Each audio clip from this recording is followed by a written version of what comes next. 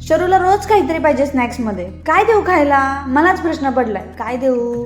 हां, माझ्याकडे मखाना आहे. चला इझीमध्ये काहीतरी रेसिपी बनवू. त्याच्यासाठी आपल्याला काय काय लागणार आहे बरं? फक्त मखाना, गूळ, तीळ आणि तूप, बस एवढंच. आता गूळ व्यवस्थित बारीक करून घ्यायचंय. आपण एकीकडे मखाना रोस्ट करायला ठेवलेले आहेत. ते एवढे रोस्ट झाले पाहिजेत की एकदम कुरकुरीत चिरमुऱ्यासारखे बघा. आणि ते रोस्ट झाले की व्यवस्थित एका प्लेटमध्ये काढून घ्या आणि कढई परत एकदा गॅसवर चढवा. त्याच्यानंतर त्याच्यामध्ये आपल्याला घालायचं आहे गूळ.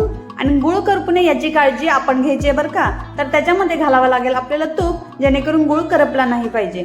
व्यवस्थित सतत ढवळत राहा. आणि ते झाल्यावर त्याच्यामध्ये थोडीशी स्वादासाठी काय घालायचं तर वेलची पूड घालायची. त्याचबरोबर तीळही ऍड करा. ते आपल्या आरोग्यासाठी थंडीमध्ये खूप उपयुक्त आहेत बरं का.